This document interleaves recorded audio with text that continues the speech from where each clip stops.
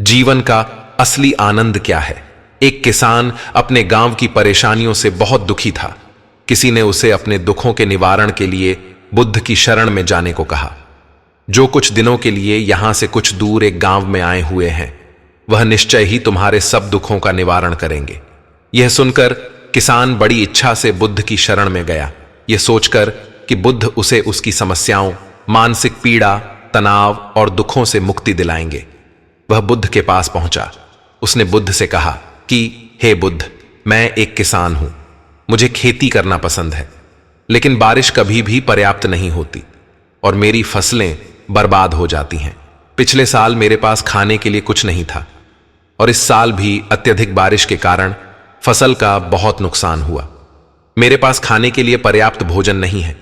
किसान ने कहा, मैं शादीशुदा हूं, मेरी पत्नी मेरा ख्याल रखती है, मैं उससे प्यार करता हूं, लेकिन कभी कभी वह मुझे बहुत परेशान करती है और घर में बहुत क्लेश हो जाता है, जिससे मुझे लगता है कि अच्छा होता अगर वह मेरी जिंदगी में नहीं आती।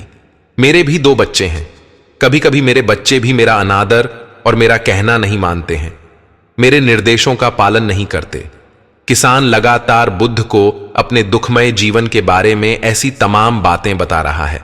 बुद्ध उस दुखी किसान की समस्या को ध्यान से सुनते रहे।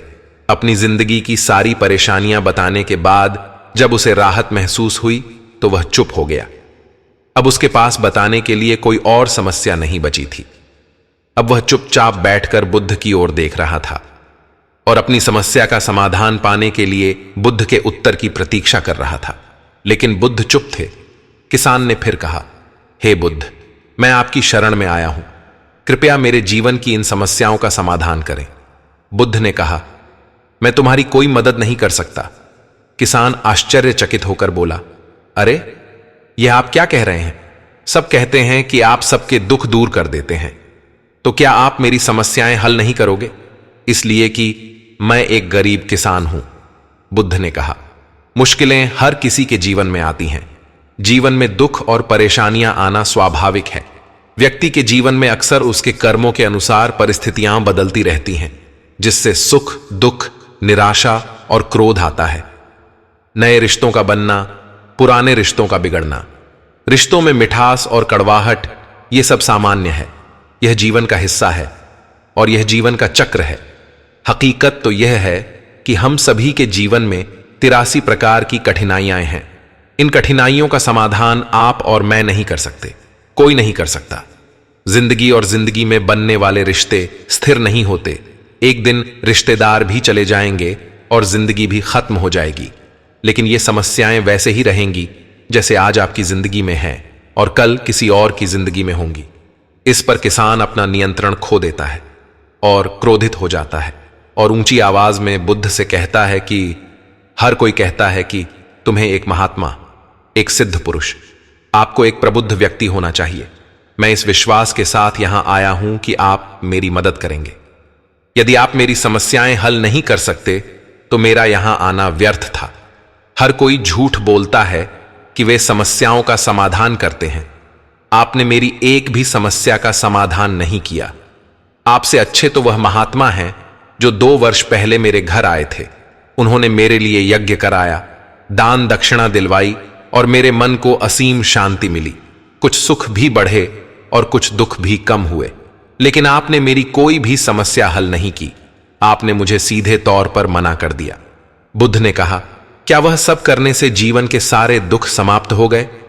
इतना कुछ करने के बाद भी अब आप इतने परेशान क्यों हैं? अब आप पहले से भी ज्यादा दुखों से घिर गए हैं।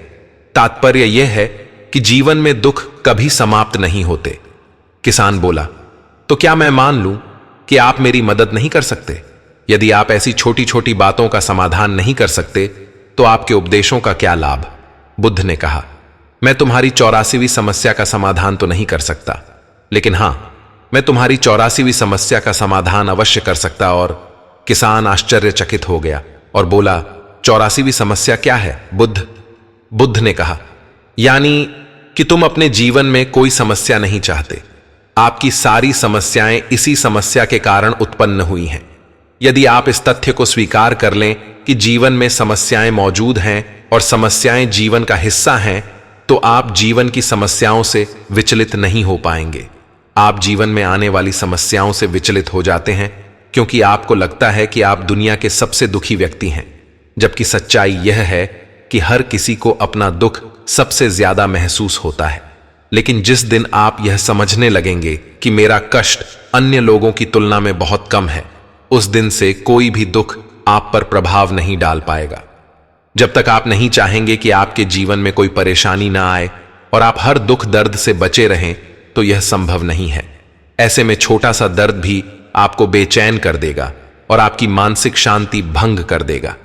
अगर आपके जीवन से परेशानियां पूरी तरह से दूर हो जाएं, अगर आपको हर दिन हर पल बिना दुख और कठिनाइयों के जीवन जीने को मिलेगा, तो आप ज्यादा दिन तक ऐसा नहीं जी पाएंगे। एक समय आएगा जब आप हर दिन एक ही तरह की जिंदगी जीने से पूरी तरह से तंग आ जाएंगे और ऊब जाएंगे, क्योंकि जीवन में किसी भी चीज की अधिकता जीवन के लिए भयानक समस्याएं पैदा करती है। आरामदायक जीवन जीने से आप मन और शरीर दोनों से विकलांग हो जाएंगे।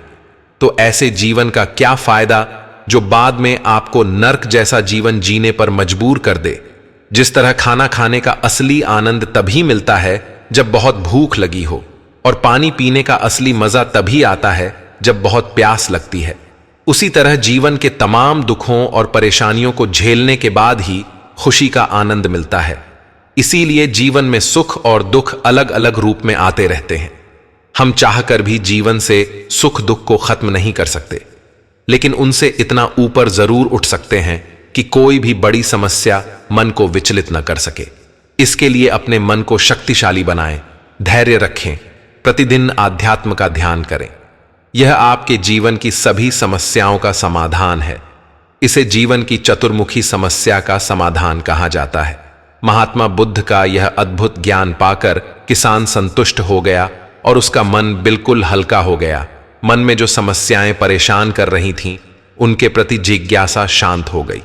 किसान ने अपनी आंखें बंद कर लीं और आनंद का अनुभव करने लगा।